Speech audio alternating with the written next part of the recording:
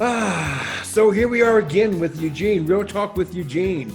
And today I have my dear brother, the Reverend Simon Shadowlight. How are you doing, man? I'm doing good. I'm doing good. Good to Good. be here. Thank you. Thank you for doing this with me. Totally. Yeah, Yeah, yeah. yeah, yeah. As I like saying, thank you for doing it with me, not for me, but with me. Right. No, absolutely. Yeah, You it's a know, pleasure. having a conversation, having real talk. You Oh know. my God, I have to be authentic and honest. Ooh. Yeah, right. Oh my gosh. Okay, fine, fine. Just Yeah, this one. but Just this hey, one time only. just this one time only. So, man, let me ask you, man. So, what's up for you these days? Hmm. What's on your heart? What's on your mind, and all that good stuff? Well, there's a couple things. Like personally, I mean, as you know, giving a talk, an upcoming talk at Mile High. So that whole issue is on my mind. And then, I think what's most on my mind is sort of everything going on in the country, especially around the environment. And, I try and get, I am not by nature a political, I don't track politics the way some people track sports teams. Right, But right. man, these last couple of years, it is difficult not to, for me, it is difficult for me not to be more concerned and somewhat more engaged. Yeah, yeah. So those are kind of the big things. So, Simon, when you say that it's not difficult or it's difficult not to be engaged, what do you mean? Well, and again, all of this is from my perspective. It seemed, for me, there are many things that are going on that just seem to have so many potential long-term consequences. And again, it's not my intention to like be political and choose sides and all that, because I often think that that divisiveness only adds to the problem. Right. But yeah, I do see a lot of things that concern me. I think a lot of things that are being changed that conflict with values that I have, and are things, I'd like to see things go a different way. And what always strikes me with that is like I have my worldview that is, of course, right and correct, and the things that I support, of course, are the things that should be supported. And so now I'm disturbed when I see some of those things not happening, and I'm thinking, wow, there's a whole other part of our Yeah. country population who do probably think, well, finally, our values are being recognized and acknowledged. And so it's just interesting. As right as I think I am, I know there's a whole bunch of people who think that they are just as right. Mm, So that kind of stuff plays with me a little bit. yeah. I was speaking with our dear brother Jamal about this some time ago, not on Real Talk. Well, I guess we did mention it on there as well. But Jamal said something, and it may have been during a sangha, Hmm. that I don't that my being right doesn't mean that you're wrong. Why can't we both be right? Now, Yeah. the issue is, how do we do that? Or how do we allow that? That's a great question. And it's interesting, as a new thought minister. And um, that's an interesting question for me. And, I'm kind of winging it here, so I haven't necessarily thought it through, although this has come up many times. It's like, I understand our desire to say, hey, if I'm right, you don't have to be wrong. And that's true in many instances. And if you look at something like spiral dynamics, which I am just, tip of the iceberg familiar with, I Mhm. can't really even talk about it intelligently, but there's this idea that, with each of these higher memes, that they do incorporate the lower beliefs and worldviews, right? They don't negate them, but they incorporate them. Um, and I get that whole idea, and yet I wonder if at times if there isn't right and wrong. I mean, certainly there are, we could think of many instances as which there are, but Right. sometimes we dance around this sort of gray of, hey, good for me, good for you, and I don't know. I just sit with that. I just Yeah. sit with that and wonder if sometime, no, you got to make this. Sometimes you got to plant your flag. True that. You got to make your stand. You got to say, no, this is wrong. I Right. get it that you have a different opinion, you have a different experience, you have a different worldview, all that good stuff. And sorry, no, the buck stops here. kind of Yeah. thing. And I know it's when you make a general broad statement like that, it can be picked apart. You really have to get specific and say, okay, what about this particular issue? Where Right. do you stand? So, there's that danger when you talk in generalities. Right. Exactly. Exactly. Yeah. One of the things I keep saying this, that whatever is going on, right? People keep saying, or people say, I shouldn't say keep saying, but people sometimes say, what, because you hear it's what is mine to do, Mm-hmm. Mm-hmm. with social justice or with whatever the issue is, and I keep going back. I remember coming to this a number of years ago, well, a few years ago, maybe 3 years ago, when there was stuff going down, just shootings of black men around the country, and then it was in July of 2016 when some of that was going on. But then there was this black guy in Dallas who shot and killed some, cops, right? Mm-hmm. And I was flying in to Dallas at that time and hadn't heard about it, and the person who picked me up asked me about it, and I was in tears. I mean, because I was in pain for the nation, right? And I was called to write whatever I was called to write. But in that process, instead of what came to me was what is not my, what's it wasn't about what's mine to do, Right. is who am I to be? Mm-hmm. Mm-hmm. Who am I to be in all of this? Right. And as I continue to think about that, and I realized once I get clear, and of course my being will change depending on what the issue is, Right. but that informs what is mine to do. Right. Right. Right? Yeah. Yeah, I think those are two very much same, or how do you say it? Two sides of the same coin. Absolutely. Often, you'll hear people kind of emphasize one over the other, um, and yeah, I think that's a big mistake. And I think you're absolutely right that if I just parade off into action without really getting centered in my values, my principles, presumably my spirituality, then who knows? I may just be contributing to the issue. On the Right. other hand, if I just sit around and, hey, sending you thoughts and prayers, sending you thoughts and prayers, sending you love, sending you light, which, yes, on one hand, that does matter. I mean, there is an energetic in consciousness. I do believe that it's that is not a wasted effort. But Holmes actually is pretty clear, and I've been teaching the class Essential Earnest, which Great class. yeah, builds off Jesse Jennings' book by the same name, book by Essential Earnest. And there's a lot of bits in there where Holmes is pretty clear too that, gang, this is all about manifesting thought into form, and we don't necessarily just sit on the couch and think beautiful, positive, wonderful effect or thoughts. Does that have an effect? Certainly it does. It's a movement within consciousness. But typically we are then required to be the vehicle through which that change is going to occur. We often, and I think it's Beyond Limits, we talk about the prosperity pyramid, and one of the little segments is ideas are God's gold coin. And it's this Mm-hmm. idea that, yeah, I'm praying for clarity, I'm praying for the highest to be revealed.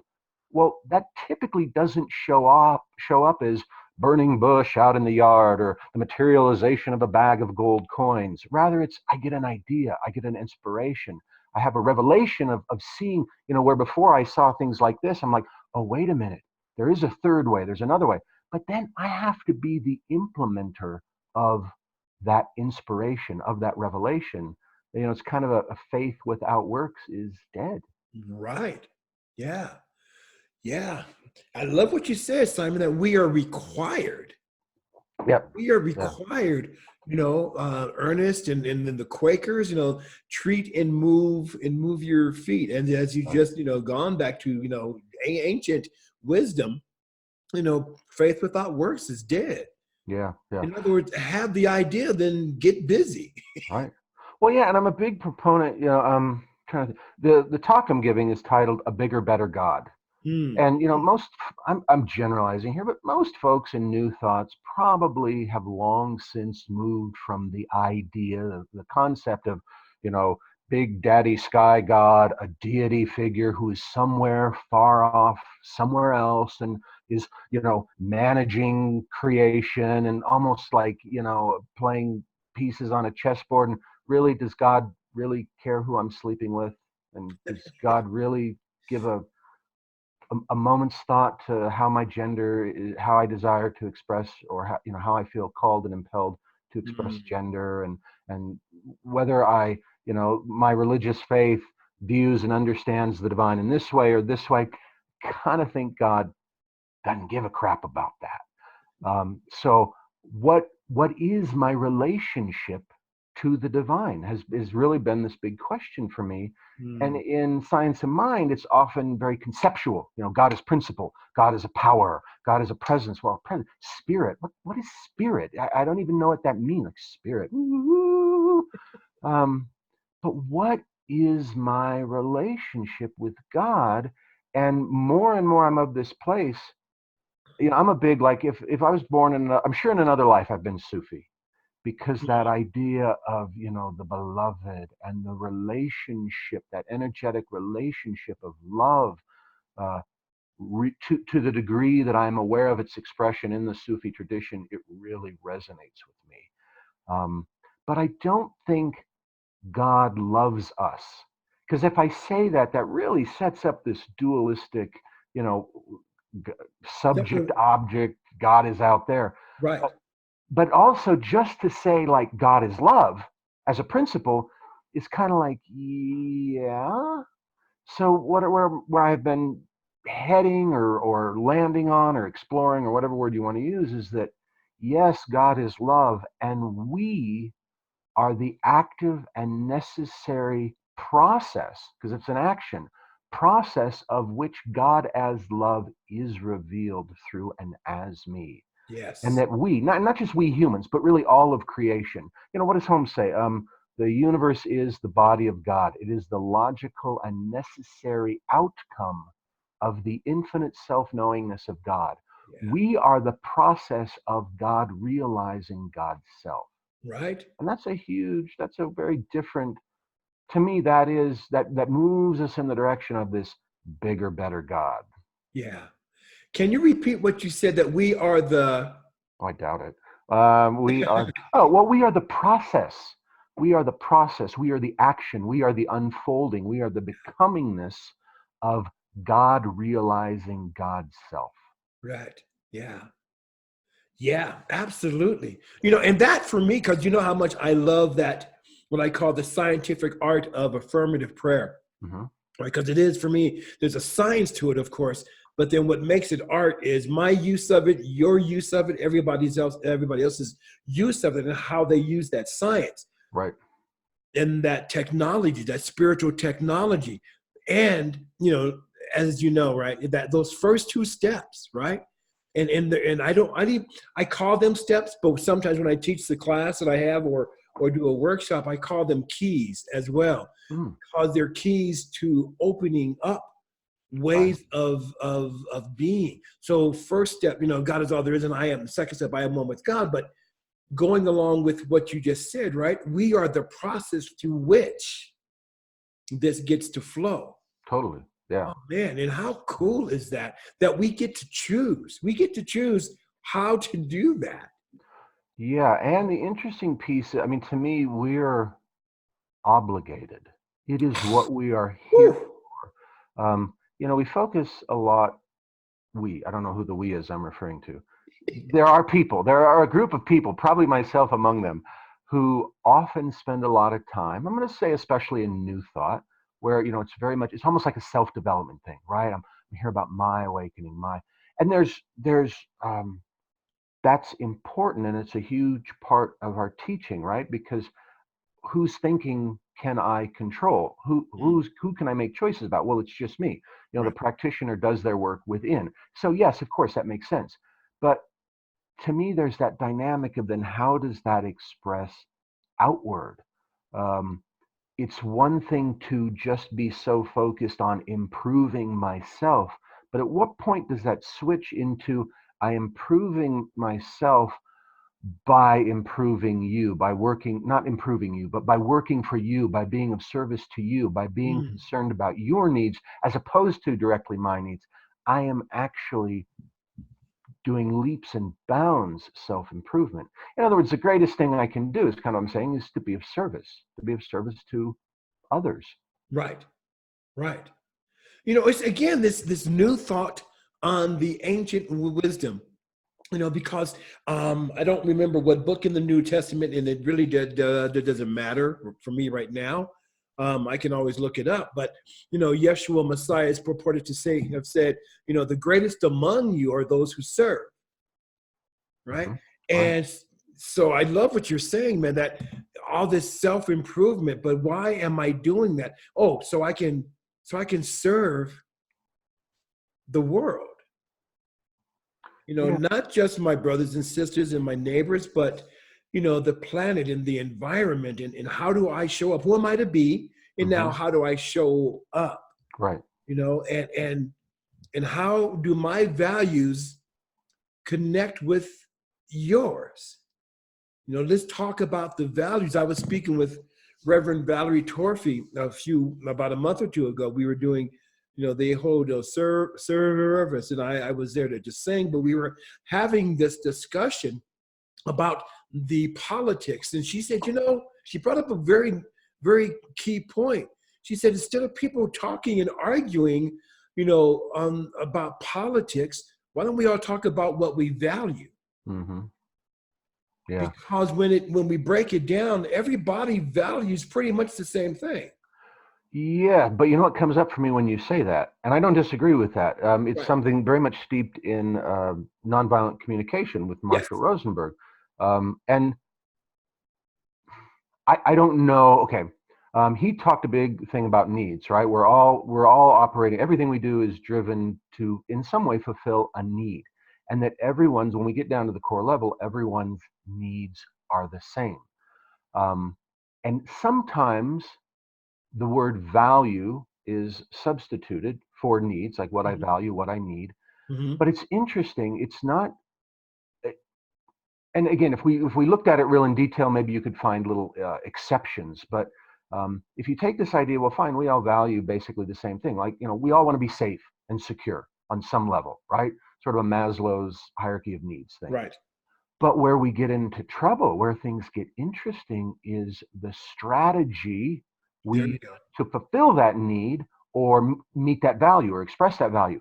For instance, I might think that, well, safety and security, you know, at the national level, for instance, is we have to reach out and we have to have strong partnerships with our global neighbors so that when things do go wrong, you know, we can work together as a team. But someone else could easily, who's holding that value of safety and security, could say, oh, no, no, no, no, you know what it means? We got to build a wall around our borders. We got to, you know, we got to hoard. We got to, you know, get ready for war. If anybody attacks us, we got to be ready. And you could say that they are equally fulfilling their understanding of their value and need for safety and Correct. security. But oh my gosh, the resulting consequences are two vastly different things. Absolutely. So, you know, maybe it is, and again, I think this is to the degree that I understand it, this is a big premise of nonviolent communication. Yes, let's connect at our level of value and need and that which we share, and then try and work out the strategies we have for uh, meeting those needs and values. Maybe when we do that, then it can be you win and I win because we're both trying to fulfill a similar or identical value. Yeah. Yeah. The strategies. How do we go about that? Yeah. Yeah. Yeah. That's deep, Simon Shadowlight. Well, thank you, Marshall Rosenberg, and the others who have, you know, whose books I have read. Right. And putting them into practice. Yeah, that's the and I think that's something that's so crucial right now. You know, and of course, if you look at what's going on, the huge divides, ideological divides in our country, Right. kind of frightening, kind of terrifying. Um, and you know, of course, in New Thought, we have this wonderful ability to put a positive spin on it. And I say that somewhat flippantly because I really do think it is the truth. That, you know, this is the emergence. This is what growing looks like to me. And growing is never guaranteed. Or let me think. I want to. the outcome of growing is never guaranteed. So, yes, we often say that, the old ways rise and the swords are rallied, and we're hearing the death cries of the old way in Mhm. order to make something for the new way. Yeah, that's true, but I don't know that the end is guaranteed. I mean, there's an express, Right. or, I don't know, what is happily ever after? Is that guaranteed? Or does it really revolve on the choices we make? I read this passage in Essential Earnest just the other night, just last night. And it was something, was Holmes, we'll see if I can remember it. It was basically saying, people talk about the world blowing up. I don't worry about that. Maybe it will, maybe it won't. And if it does, we'll all be somewhere else.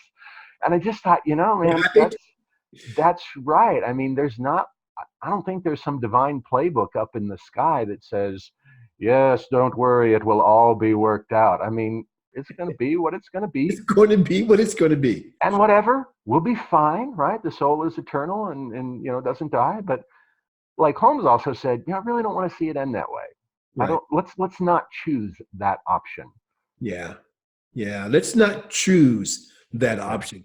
I want to, I'm glad that you brought that up in terms of the class, because I want to give a special shout out to Reverend Jesse Jennings, who did a great, Oh, yeah. he did a great job on that book. Totally. Yeah. Yeah. Great job. Yeah. And something I think we need, and I hope, and I'm sure we will get more of as time goes on. But commentators on Ernest's work. Ernest was brilliant. He was magnificent, but uh, he wasn't the epitome of all enlightened beings who have ever Right. walked the planet. He made some phenomenal contributions, Right. and I'm curious where this new thought movement will go next. Hmm. Hmm. Dr. Lloyd Barrett was saying something in a workshop or a class years ago, because he has so many different quotes from Holmes. Hmm. And one of the ones that I remember that stuck, he said, science of mind and spirit can only take you so far, but you got to get off the ship to keep going. Interesting. Yeah, yeah. And which I thought was brilliant in him. And Holmes always talked about that. If it wasn't him that brought this forth, it would be someone else. Right. You Right. know, but here it is. Right? Because I've always thought that whatever teaching it is, whatever spiritual tradition it is, all of those are for one purpose to me, and that is to remind us of, number one, who we are, but not only that, but going back to what you said earlier, what is my relationship with all of that, Right. you know, and what's my part? Who am I to be, and how can I serve? With Totally. all of this crazy stuff that's going on in the beautiful country called the United States of America, Well, and the world too. I mean, the there are world very too. similar things going on all across the world. And if it's not those similar things, then there's hundreds of other things: people starving, the wars, the whole deal. It's the whole human drama. Which is an interesting thing that I just got right. That, and it's nothing new, but it just came into my awareness here that all of that, the human drama, has been going on since humans have been on the planet. Totally. Totally. Yeah. Fighting and wars and starvation and blah, all that stuff. And then of course the other side of that is, where there's food and there's peace and I love that we are on the planet at this time, Right. Right. doing this particular work, Right. Well, that we and said yes to. yeah, and I really do think that I want to say evolution of the human species, but really it's the evolution of the universe, the unfolding of the universe, which, of course, is experienced through the passage of time. But I really think that what we are engaged in, and I don't know the best words to say it, I'm inclined to say like the awakening or the birthing of divinity. And Mm, I mean that in the sense of almost, if you would imagine, a DVD, where on one hand, the story is already complete and full, but it's being experienced. I think the the manifest universe is the playing of that DVD, the moment by moment unfolding of the story, the living of the story. Now, the only difference between that where that analogy fails is I think it's a DVD that in its wholeness is being written or recorded or whatever as it's being played. In other Right. words, I'm certainly not a proponent of like predestination, like, yeah, we're just playing this all out. It's like those kids' books, where you'd read a part and then you'd spin the little spinner and you'd go to a certain page in the story and you spin the spinner again. And to me, that is what's happening on a, I guess, presumably infinite level, Yeah. infinite choices being manifested all the time. Yeah. Yeah. Anyway, that was really like, whoo, philosophical, conceptual. Who cares? But that's real talk. That's what we do, right? Yeah. Yeah, man. Yeah, dude. Whew. Wow. How time flies. Oh my gosh, we are already that was a half hour. Look at that. Right? But that's how we do it, right? That's my brother Simon Shadowlight. So I have a last question. Okay. It may take another few minutes for you to answer because of your wisdom and who you are. Yes. Yeah. Oh. What sayest thou, Master Shadowlight?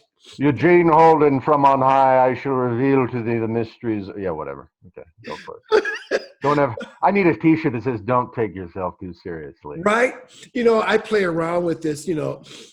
I say that, in Genesis, scripture says, and God said, let there be light. I'm like, no, I think the translation was wrong. I think it was originally, and God said, lighten up. It's not that serious. Probably. Or a T-shirt that says, don't take life too seriously. Nobody gets out alive. Right? Yeah. So my last question to you, my brother Simon, is what do you want, or how I have it written, is what do you want folks to know? What do you want to leave people with in this particular time? Unreal Talk. That each of us, well, I'll speak more directly, like that you, whoever is watching this, you are the revelation of the divine. That we can talk about all these conceptual things, love, peace, joy, harmony, compassion, and they are meaningless intellectual and spiritual concepts and principles until they are made manifest and realized in your life as and through you. So don't screw it up. Thank you, Reverend Simon Shadow. Amno patro sancto Domine. My dear brother, thank you for being on here with me, with having this conversation, man, having real talk. Man, I love you. I appreciate you. I'm glad that you're on this path with me, and we just keep doing the do. Yeah. You got to show up and be who you are. Yeah. Cool, Simon. All right, take care, brother. I'll be seeing you around, bro. Sounds good. Good to see you, man.